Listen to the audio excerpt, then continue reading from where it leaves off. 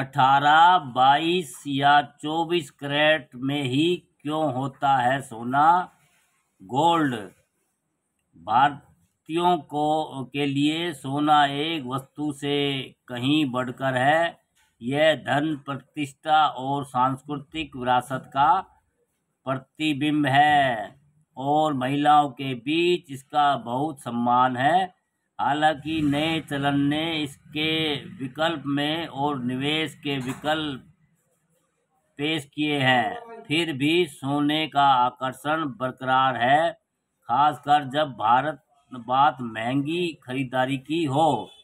इसकी कालातीतता और अंतर्निहित मूल्य इसे परिष्कृत खरीदारों के बीच एक पसंदीदा निवेश बनाते हैं।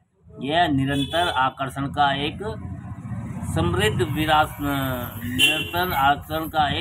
विरासत, निवेश मूल्य के आकर्षण और पीढ़ियों से दिलों को छूने वाली भावनाओं में गहराई से निहित है, जिसमें विलासिता क्षेत्र में सोने का शानदार स्थान और भी मजबूत होता है।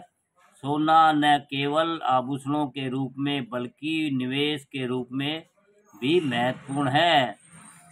लेकिन जब बात आती है सोने की शुद्धता की, तो हम अक्सर 18, 22 या 24 कैरेट जैसे शब्द सुनते हैं। आखिर यह कैरेट क्या है और इनकी मानकों तक क्यों सीमित है? कैरेट सोने की शुद्धता मापने की इकाई है। 24 कैरेट सोना 100% शुद्ध होता है, यानी इसमें कोई अन्य धातु नहीं मिलाई जाती। लेकिन शुद्ध सोना बहुत नरम होता है, जिसके कारण इसे गहनों के लिए उपयुक्त बनाने के लिए तांबा, चांदी या जस्ता जैसी धातुओं के लिए मिलाया जाता है। यही कारण है कि बाजार में 18 कैरेट 75% शुद्ध और 22 कैरेट 91.67% शुद्ध जैसे विकल्प मिलते हैं। 22 कैरेट का सोना 22 हिस्से शुद्ध सोना है और 2 हिस्से दूसरी धातु, यानी करीब 92% साफ। 18 कैरेट में 18 हिस्से शुद्ध यानी सोना, यानी 75% साफ। यह ज़्यादा मजबूत होता है, इसलिए प्रोफेशनल डिजाइन वाले गहनों में इस्तेमाल होता है।